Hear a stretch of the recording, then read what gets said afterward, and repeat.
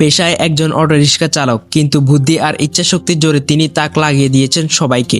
পুরনো প্লাস্টিকের বোতল দিয়ে তৈরি করেছে একেবারে বিলাসবহুল একটি বাড়ি, যা এখন পরিবেশ বান্ধব স্থাপত্যের অন্যান্য উদাহরণ হিসেবে পরিচিত। ব্যবহার শেষে ফেলে দেওয়া প্লাস্টিক বা কাচের বোতলগুলো বালু, মাটি বা সিমেন্ট দিয়ে ভরাট করে দেওয়াল তৈরি করা হয়। এতে খরচ কমে নির্মাণ হয় মজবুত, আর একই সঙ্গে কমে পরিবেশ দূষণ। বিশ্বের বিভিন্ন দেশে এই পদ্ধতি ধীরে ধীরে জনপ্রিয় হয়ে উঠেছে। শুনতে অবাক লাগলেও এই অসাধারণ কাজটি করেছেন গাইবান্ধার স্বপ্নবাজ মানুষ আব্দুল হাকিম। পরিত্যক্ত বোতল সংগ্রহ করে তিনি তৈরি করেছেন এক অভিনব বাড়ি, যা দেখতে এখন দূর দূরান্ত থেকে মানুষ ভিড় করছেন। তার গল্পটা শুরু হয়েছিল ইউটিউবের একটি ভিডিও দেখে। প্রতিদিন অটোরিকশা চালিয়ে সংসার চালানো হাকিম একদিন দেখলেন বিদেশে কেউ বোতল দিয়ে বাড়ি বানিয়েছেন। তখনই তার মনে প্রশ্ন জাগে, আমি কি পারবো না? টাকা না থাকলেও স্বপ্ন দেখতে তো কোনো বাধা নেই। সেখান থেকেই শুরু। অটো চালানোর ফাঁকে ফাঁকে রাস্তার পাশে, দোকানের সামনে বা মেলায় পড়ে থাকা প্লাস্টিকের বোতল কুড়িয়ে জমাতে থাকেন তিনি। শুরুতে অনেকে হাসাহাসি করেছেন, কেউ এটাকে পাগলামি বলেছেন, কিন্তু নিজের জেদ আর স্বপ্নের শক্তিতে তিনি থেমে থাকেননি। পরে তিনি সাহায্য নেন অভিজ্ঞ রাজমিস্ত্রি বাদশা মিয়ার।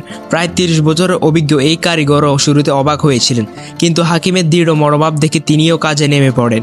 বাড়ি তৈরির প্রক্রিয়াটি বেশ ভিন্ন। প্রতিটি বোতল বালু ও মাটি ভরাট করে শক্ত করা হয়। তারপর সেগুলোকে ইটের মতো করে সিমেন্ট দিয়ে গেঁথে দেয়াল তৈরি করা হয়। ছাদে ব্যবহার করা হয়েছে টিন, যাতে গরম কম লাগে। সবচেয়ে অবাক করার মতো তথ্য হলো, এই বাড়িটি নির্মাণে ব্যবহার করা হয়েছে প্রায় 17,865টি বোতল, আর মোট খরচ হয়েছে মাত্র 1.5 লাখ টাকা। যেখানে সাধারণ ইট সিমেন্টের বাড়ি করতে কয়েক লাখ টাকা লাগে। যেই মানুষটিকে একসময় নিয়ে হাসাহাসি করা হতো, এখন তার বাড়ি দেখতে ভিড় করছেন অনেকেই।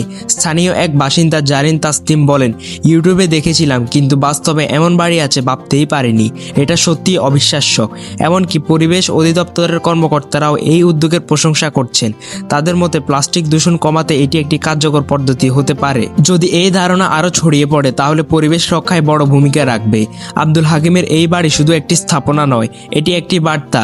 স্বপ্ন আর অদম্য ইচ্ছাশক্তি থাকলে অসম্ভব বলে কিছু থাকে না। তাই গাইবান্ধার মানুষ এখন একে শুধু বোতলের বাড়ি নয়, স্বপ্নের বাড়ি বলেই ডাকছেন। আপনার কি মনে হয়, আপনি যদি তার জায়গায় থাকতেন, এমন কিছু করার সাহস পেতেন? জানাতে পারেন কমেন্টে। আর এমন আরো গল্প জানতে সঙ্গে থাকুন।